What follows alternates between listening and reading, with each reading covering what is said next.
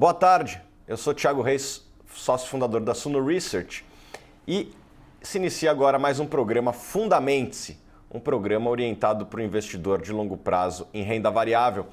E muitas pessoas me procuram e pedem para eu mostrar como que uma análise deve ser feita. Existem centenas de empresas listadas em bolsa e, obviamente, cada empresa tem características diferentes das outras e um bom investidor ele tem que segregar o joio do trigo, ele tem que fazer uma análise para chegar nas melhores oportunidades.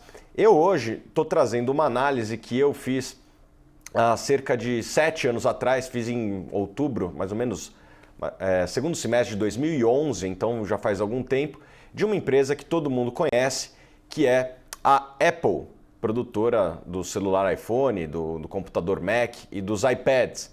Então, essa aqui é uma apresentação bem completa que eu trouxe para vocês e eu vou mostrar um pouco de como era a nossa visão na época. Obviamente são os slides de 2011, vocês vão ver uma série de produtos que passaram por evoluções de lá para cá. Então vocês vão ver algumas fotos do iPhone antigo, então tem que lembrar que a análise foi feita naquele momento. Então a gente não atualizou, a gente não mudou nada nessa apresentação que nós vamos mostrar aqui. Então é exatamente o conteúdo original e é uma análise que eu acho que foi muito bem sucedida. De lá para cá, os papéis triplicaram, quadruplicaram, o dólar que estava na casa ali de 1,60 foi para R$3, então o investidor brasileiro que comprou a Apple ganhou 5, 6 vezes o seu capital e a Apple continua prosperando. É importante lembrar que aquele momento era o momento da morte do fundador da Apple, o Steve Jobs, que foi talvez o melhor gestor da história e que criou a empresa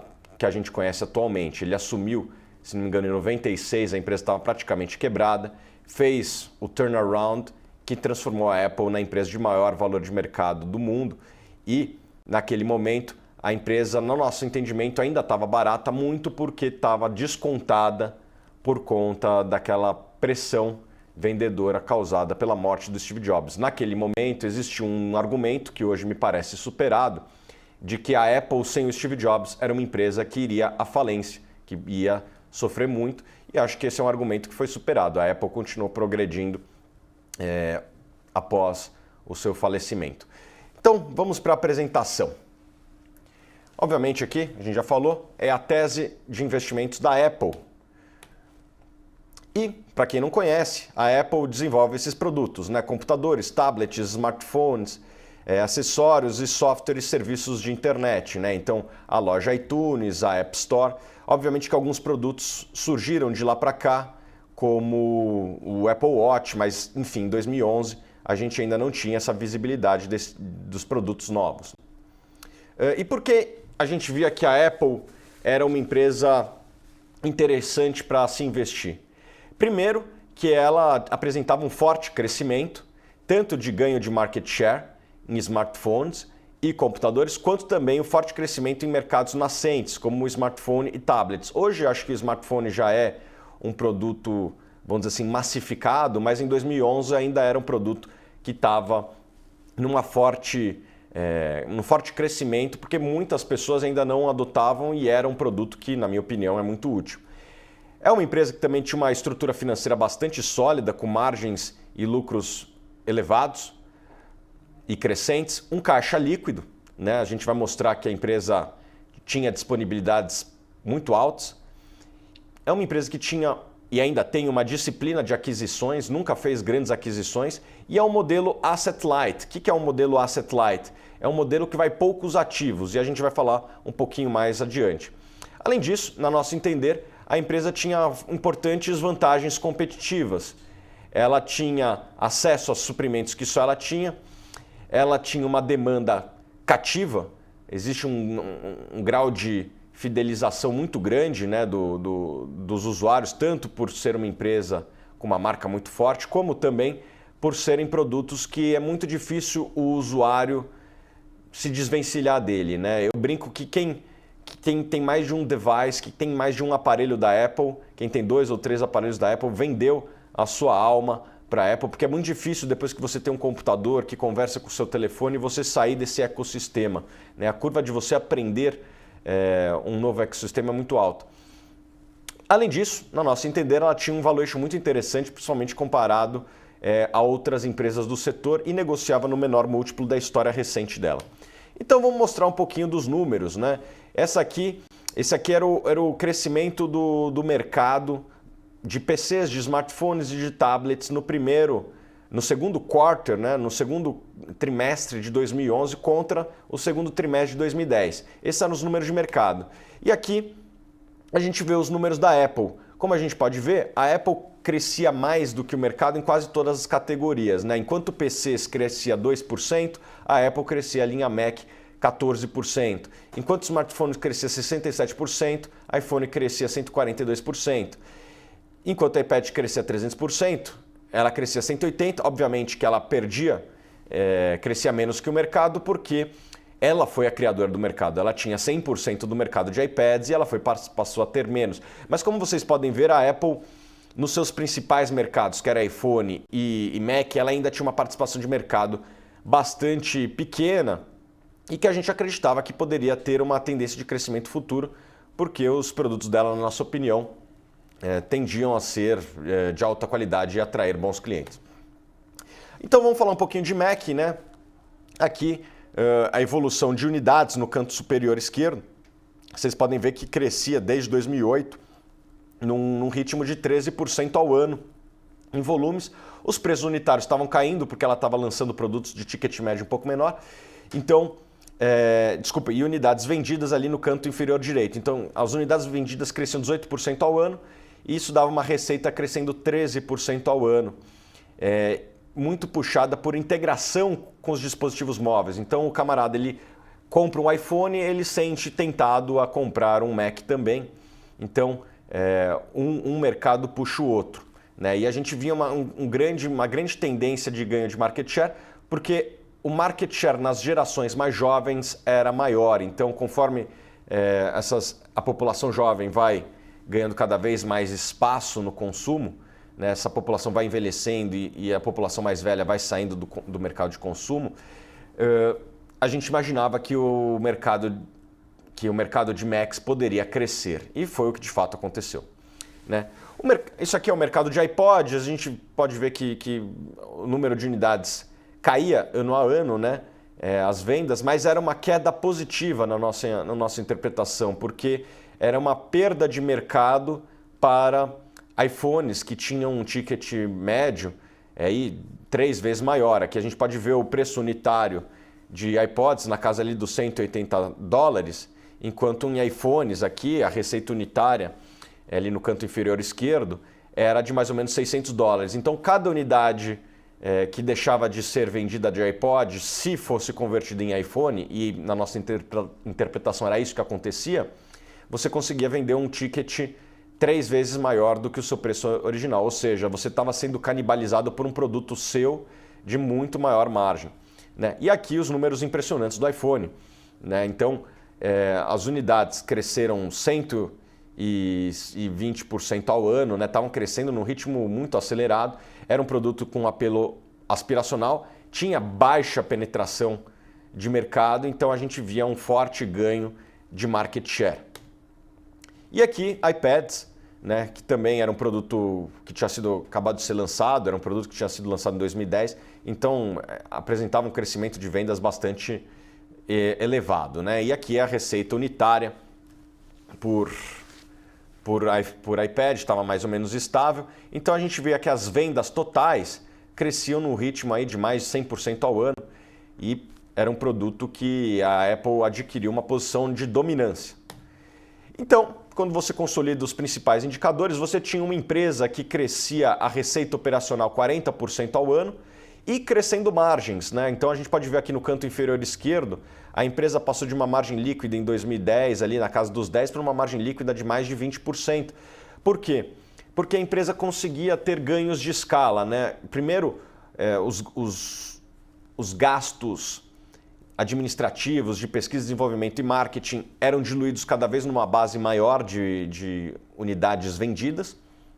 E além disso, o custo de produção de produtos de informática caía mais ou menos uns 7% em dólar. E como a Apple, com as suas vantagens competitivas, mantinha o seu preço, ela não acompanhava a queda de preços de outros concorrentes, ela absorvia esse ganho de escala e também de redução de custos de equipamento de informática, ia tudo para sua margem. E isso fez com que a margem líquida deles crescesse de maneira bastante significativa. Então você tinha uma empresa que crescia o resultado 40% ao ano e o lucro operacional em quase 80% ao ano. Então isso mostra um pouco das vantagens competitivas e da saúde do negócio que a Apple detém, né? E aqui é um pouco a gente pegou esse gráfico da Zinco, que é uma consultoria muito interessante que cobre a Apple faz muito tempo.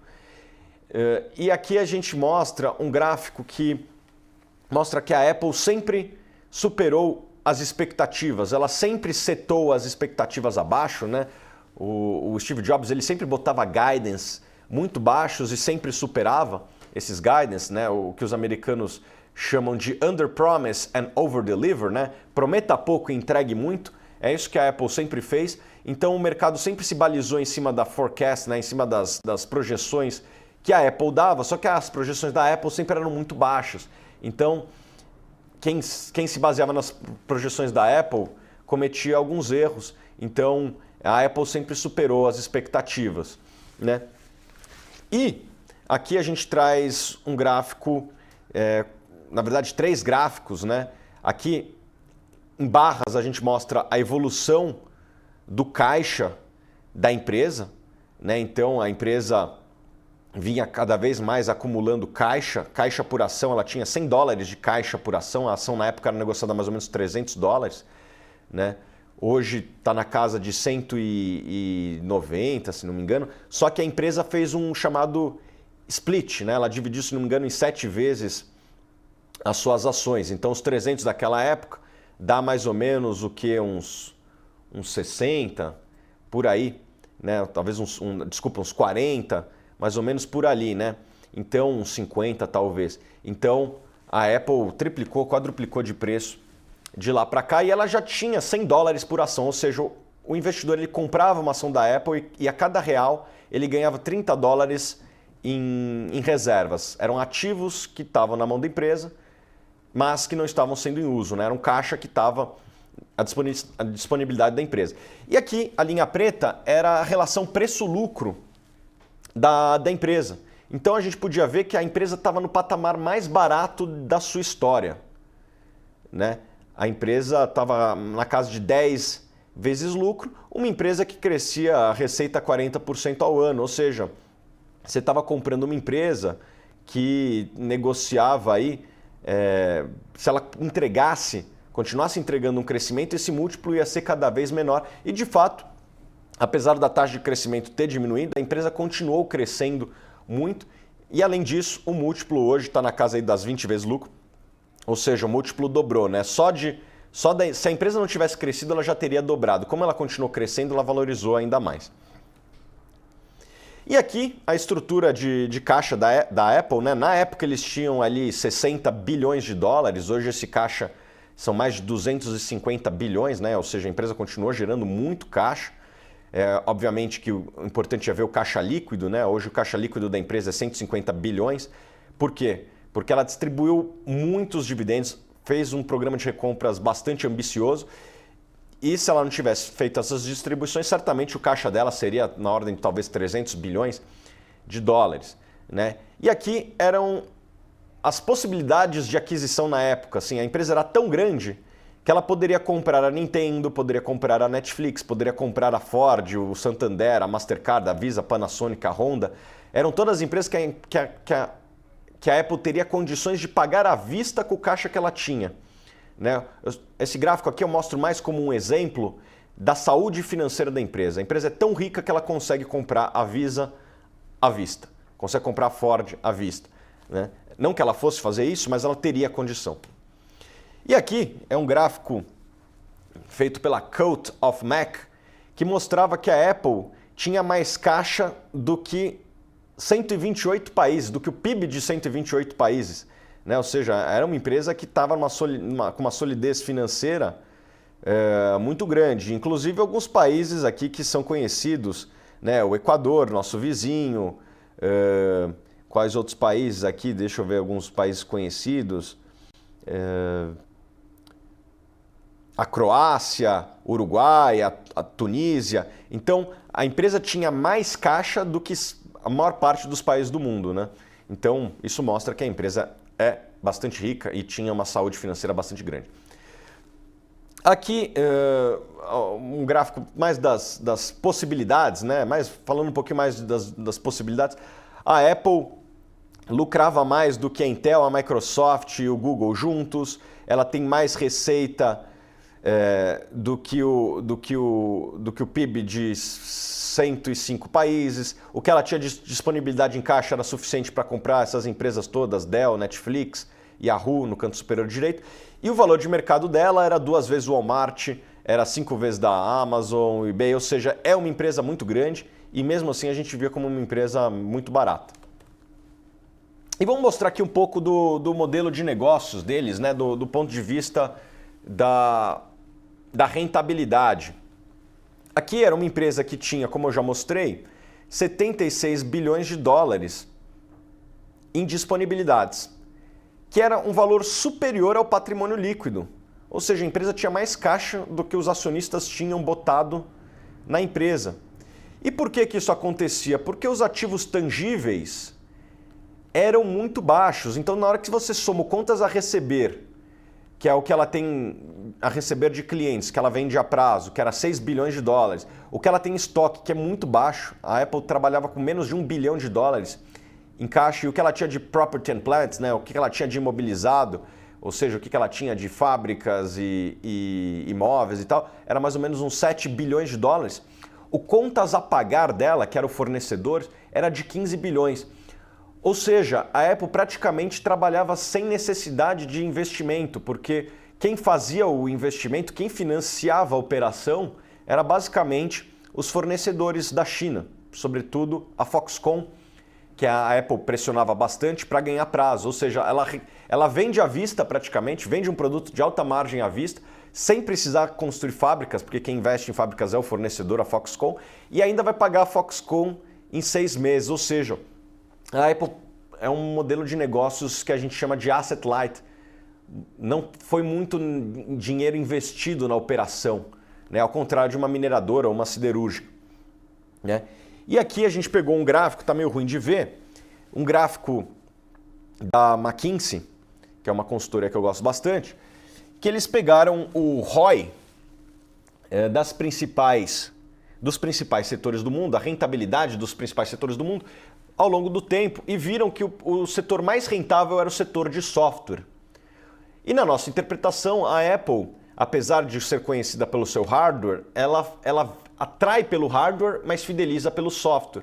As pessoas são muito, como é que eu posso dizer, fiéis ao sistema operacional. Converse com o seu amigo que usa um Mac ou que tem um iPhone e pergunte para ele se ele trocaria de celular. Provavelmente a resposta é não. Por quê? Porque ele é muito fiel ao software que ele usa. Então, a indústria de software tem esse chamado switch cost, né? O custo de aprender uma nova plataforma, o custo de mudar, muito alto.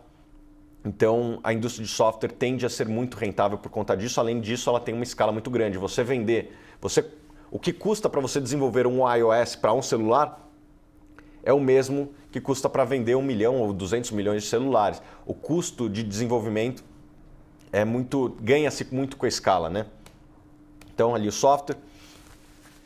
E a gente selecionou as 100 maiores empresas americanas e a Apple era das mais rentáveis. Ela só perdia para os nossos amigos da Mastercard, né, na hora que a gente calculava a rentabilidade sobre os ativos. Ou seja, a Apple é uma empresa muito rentável e, na nossa opinião, ela era muito rentável por uma série de vantagens competitivas que ela possuía, né?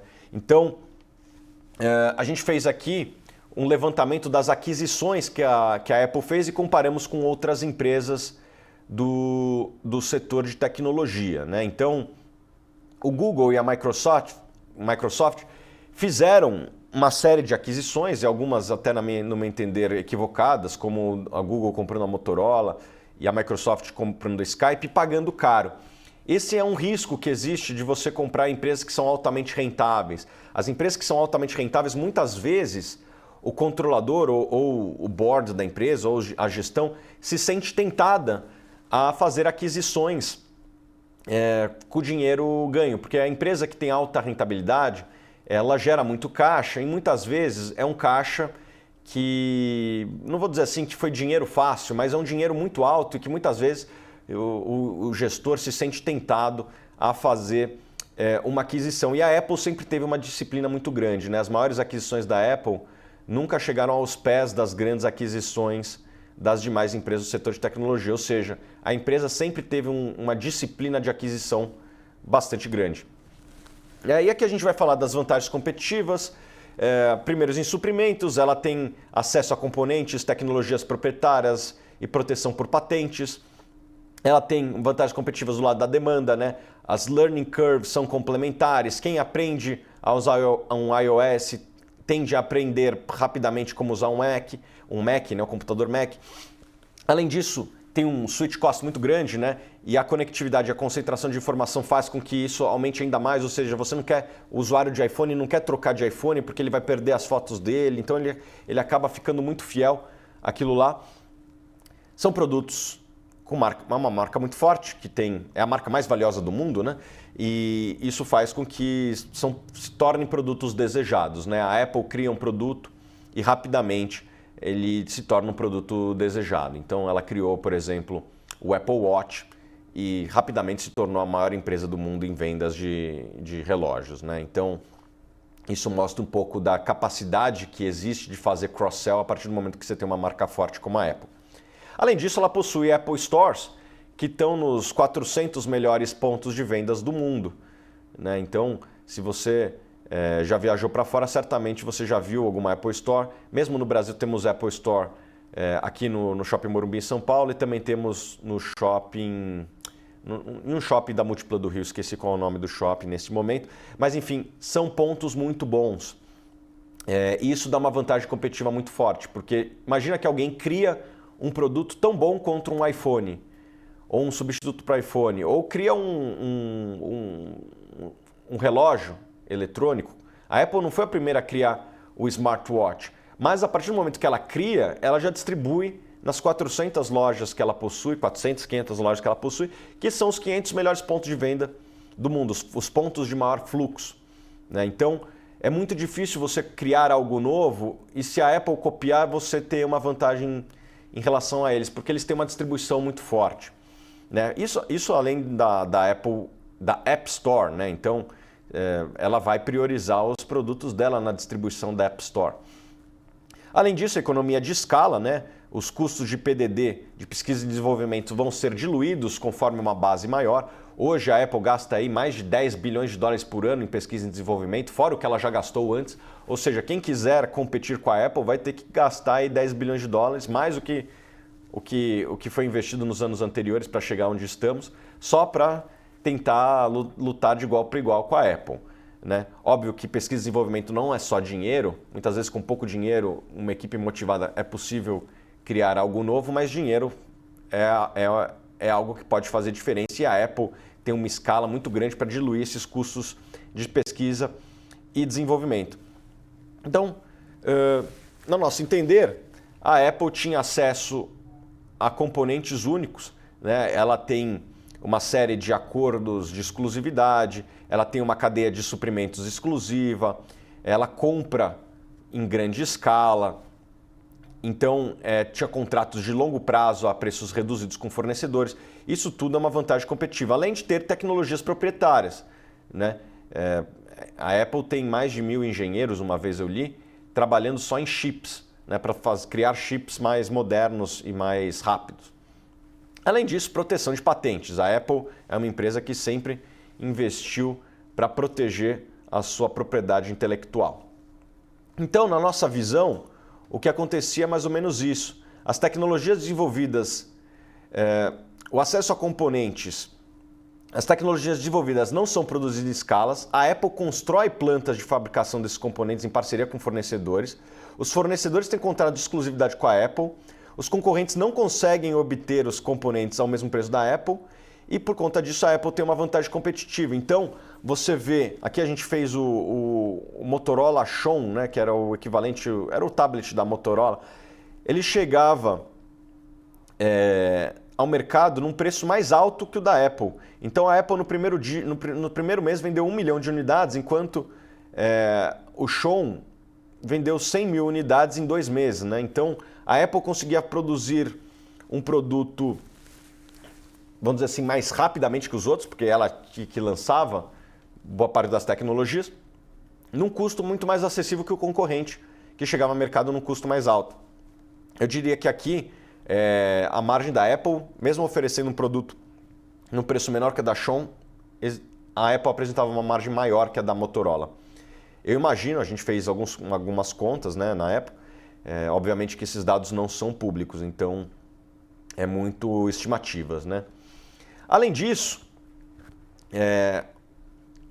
a Apple oferecia acessórios licenciados, o que aumentava a fidelização dos clientes. Então, isso acho que mudou um pouquinho nos últimos anos, com cada vez mais os equipamentos serem conectados via Bluetooth, mas era algo que na época fazia a diferença. Então, você tinha o seu carro ou você tinha o seu equipamento de som que tinha a entrada da Apple. Na hora que você ia comprar um celular, você pensava várias vezes se você ia comprar um produto que não fosse da Apple, porque se você comprasse, ele não ia ser compatível com aquele som ou com aquele carro. Então, o cliente era fidelizado dessa maneira, né? Obviamente que isso aí mudou um pouquinho de lá para cá.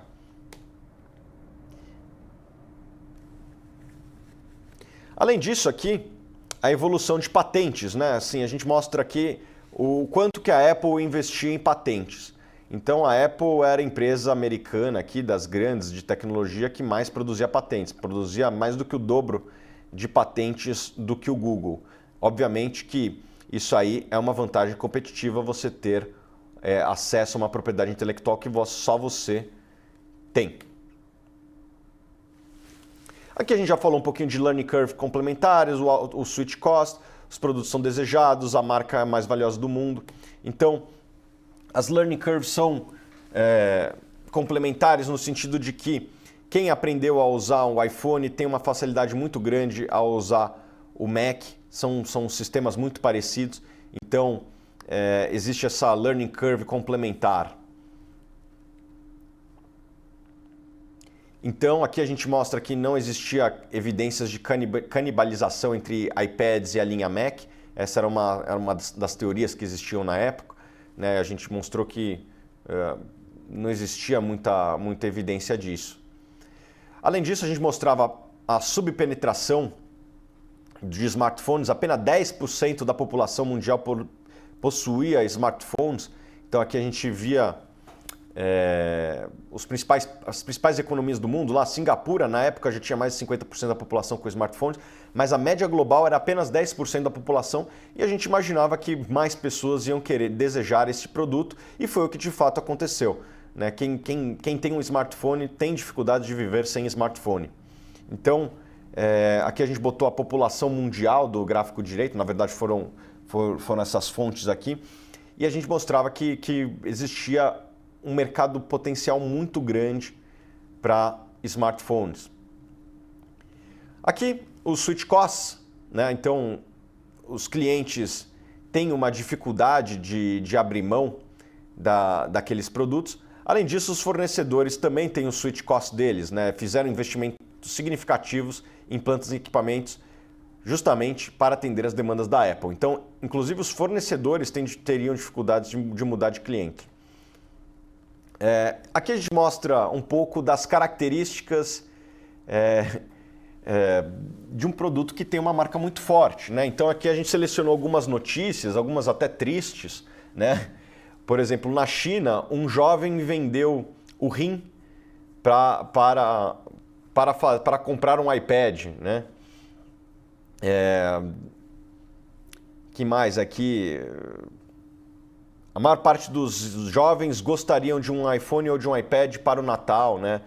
Então, é um produto que tem uma demanda muito grande e tinha uma demanda muito grande da China, que é um país que tem 1 bilhão de pessoas, né? E tem uma renda ascendente. Então, a Apple estava começando na China, que a gente mostra inclusive aqui acho que se não me engano, é a inauguração na fábrica de Xangai, no canto inferior esquerdo, e aqui a tradicional Apple de Nova York, né, que inclusive está em reforma atualmente. Então vocês veem que são lojas que trazem muito fluxo, né? Na época ela tinha os 300 melhores pontos de vendas do mundo, né? E apenas apenas 4 lojas na China, e a gente vislumbrava que era possível ter 200 lojas na China. Afinal, a China caminha para ser uma economia do tamanho dos Estados Unidos. E aqui a gente mostra a rentabilidade da Apple Store, né? Então, aqui essa linha azul, essa coluna que está mais em azul ali, do lado direito, é a venda por metro quadrado. E a Apple vende praticamente o dobro por metro quadrado do que a Tiffany, que é uma joalheria, que é o segundo colocado. Ou seja, quem tem vendas por metro quadrado muito altas, consegue escolher o melhor ponto, porque é quem tem mais condição de pagar por aluguéis caros. Não é à toa que a loja da Apple da Quinta Avenida seja da Apple e não de outra empresa, porque a Apple é a empresa mais rica, é a empresa que mais vende, que consegue sustentar de maneira rentável uma loja como aquela da Quinta Avenida. Quem já esteve em Nova York certamente já foi naquela loja, sabe que é uma loja muito movimentada, e eu li uma vez que é a loja individual que mais vende do planeta. Se você pegar todos os varejos do mundo, aquela loja da Quinta Avenida é a loja que mais vende do planeta. Então, você vai somando todas essas informações, você vai vendo que é um business bem bom, né? E na nossa opinião, a Apple Store era um modelo replicável. Então, a Apple estava tendo o mesmo sucesso que ela tinha nos Estados Unidos, ela estava tendo em outras geografias. Então, tem aqui, inclusive, algumas frases do Tim Cook, que era o CEO, falando que a loja da Ásia, a primeira loja da Ásia, teve 100 mil visitantes no primeiro final de semana. Imagina quanto de gente numa loja para caber 100 mil pessoas durante um final de semana. Então, isso mostra que existia uma demanda, não era só nos Estados Unidos, mas também era uma demanda global, e que existia um potencial muito grande de consumo dos produtos da Apple em escala mundial. E aqui a gente mostrava que, apesar de existirem bastante... que existiam lojas em quase todos os países de primeiro mundo, a Apple ainda não estava em vários outros países. Por exemplo, aqui a gente pegou algumas cidades que a Apple já tinha store, já tinha loja, então ela já tinha lojas em Winnipeg, ela já tinha loja em Catânia, na Itália, de 300 mil habitantes, em Montpellier, e ainda tem espaço para abrir em Dubai, Singapura, Moscou, que são cidades que têm uma renda muito alta, mas que ainda não estavam sendo atendidos. Ou seja, na nossa opinião, ainda existia muito espaço para abrir muitas Apple Stores. Então você pega aqui o mapa global, esses eram os países que possuíam Apple Store. Aqui são as localizações das Apple Store. Então você vê que tem uma grande diagonal do mundo aqui, que vai da América do Sul até a Ásia ali, passando pela África e o Oriente Médio. Algumas dessas regiões teriam potencial para ter loja e não tinham, né? Hoje o Brasil já tem 2 lojas e tal, então isso mostra que a nossa leitura estava certa. Existia espaço para crescimento da Apple Store. Aqui a gente falando um pouquinho de marca, né? A Apple, segundo o levantamento da Brands, era a marca mais valiosa do mundo, à frente do Google, do IBM, da McDonald's. Então isso é sempre bom, né? Você ter uma marca forte. Marca forte aumenta a fidelidade, aumenta a percepção de valor, ou seja, você consegue cobrar mais, e também facilita o cross-sell, né? Facilita você vender um produto. Então, quando você vai no McDonald's, que é uma das empresas de marca forte, e você pede o seu lanche, muitas vezes depois que você pedir o lanche, a vendedora vai te oferecer alguma sobremesa, que é algum lançamento, alguma novidade. Então, as pessoas compram do McDonald's porque confiam na marca do McDonald's. E a mesma coisa acontece com as outras marcas, né? Então, a Apple lança o Apple Watch e as pessoas adquirem porque confiam na marca da Apple. Então, é importante você ter uma marca forte, e a Apple era a empresa de marca mais valiosa do planeta. E continua sendo, né? Aqui a gente vai falar um pouquinho de ganho de escala. Eu vou acelerar. Então, a Apple, ela sempre concentrou o número de modelos, né, para ganhar escala. Em vez de ter 30 modelos, ela tem apenas tinha 3 modelos de MacBook Pro, tinha apenas 2 modelos de iPhone, então a empresa nunca deu muita opção para o consumidor. Ela sempre criou 2 ou 3 modelos, e isso aí permitia com que ela tivesse muita escala e conseguisse negociar com os fornecedores com uma força muito maior. Aqui a gente fala um pouco de capacidade de mobilização dos fornecedores. É uma empresa que era muito bem articulada, tem uma operação muito redonda. Além da capacidade de mobilização da força comercial, que ela tinha uma distribuição global, né, e com lojas próprias. E aqui a gente mostra um pouco o ganho de escala, como é que funciona. Aqui, do lado esquerdo, a gente bota os gastos de pesquisa e desenvolvimento da Apple. Reparem que eles cresceram 27% ao ano. Em 2005, eles eram ali na casa de 500 milhões de dólares. Em 2010, já era 1,8 bilhão de dólares. Né? A empresa multiplicou aí por praticamente 4 vezes em 5 anos o investimento em pesquisa e desenvolvimento. Você pensa, nossa, a empresa cresceu bastante, né? Deve estar investindo muito. Mas no gráfico abaixo do lado direito, a gente mostra o gasto de pesquisa e desenvolvimento sobre a receita da empresa. Né? Então vocês podem ver que em 2005 ela gastava cerca de 12% da sua receita com pesquisa e desenvolvimento. Como ela cresceu muito mais rápido do que a pesquisa em desenvolvimento, os gastos de pesquisa e desenvolvimento foram caindo na proporção da receita. Isso foi tudo para a margem. Né? O que a empresa gastava antes, que era 11%, 12% ao ano, passou a gastar 5%. Esse dinheiro foi todo para a margem, foi todo para o lucro do acionista. Aqui a gente mostra um pouco dos ganhos de escala, né? Quando você tem produtos que têm características semelhantes, você consegue botar o seu sistema operacional em vários deles e não ter que gastar para desenvolver novos sistemas operacionais. Então, o iOS está dentro do iPhone, está dentro do iPad, está dentro do iPod, está dentro da Apple TV, e o macOS está dentro do Mac, está dentro do iMac, está dentro do Mac Pro. Então, quando você tem apenas poucos produtos, você consegue ter este ganho de escala nos sistemas operacionais. O Tim Cook, que é o CEO da Apple, uma vez ele disse: a Apple, apesar de ter todo esse tamanho, você consegue botar todos os SKUs, todos os produtos em cima de uma mesa, né? Você bota o iPhone, você bota o iPad, você bota um outro Mac lá, e todos os produtos da Apple você consegue botar dentro da mesa. Quantas empresas do tamanho, não tem muitas empresas do tamanho da Apple, mas quantas empresas grandes podem dizer a mesma coisa, né? Uma empresa como uma empresa de alimentos tem 200 SKUs, né? Tem diversos produtos. Então a Apple concentrou, é um modelo que ganhava muito escala. E a mesma coisa com hardware.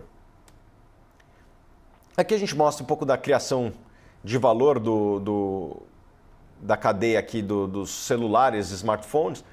E a gente, do lado esquerdo, você tem a participação de mercado, né? Das empresas. Aqui, essa grande barra azul era o mercado dos não smartphones, né? Os celulares tradicionais. Os primeiros celulares, aqueles que abriam e fechavam, né? Esses celulares praticamente a gente vê cada vez menos. E aqui a gente via a participação de mercado por sistema operacional, e a gente via que a Apple estava ganhando cada vez mais mercado. E do lado direito, o pessoal da consultoria Zinco fez um levantamento do lucro do segmento dos produtores de smartphone. A gente vai ter que acelerar aqui, mas basicamente a Apple concentrava todo o lucro da cadeia. Né? Ela ficava com mais da metade do lucro da cadeia. Eu vou ter que acelerar um pouquinho aqui, pessoal. Aqui, basicamente, um pouco dos sistemas operacionais e quem produzia. Né? Então, a Apple, no segmento de smartphone, ela tinha 28%. É a única empresa vertical junto com a RIM, mas a RIM, que era produtora do BlackBerry, estava indo de mal a pior. Aqui um pouco da criação de valor através da App Store. Basicamente, a gente achava que era um sistema que se autoalimentava e que criava incentivos cada vez maiores para cada vez mais desenvolvedores irem para a Apple Store.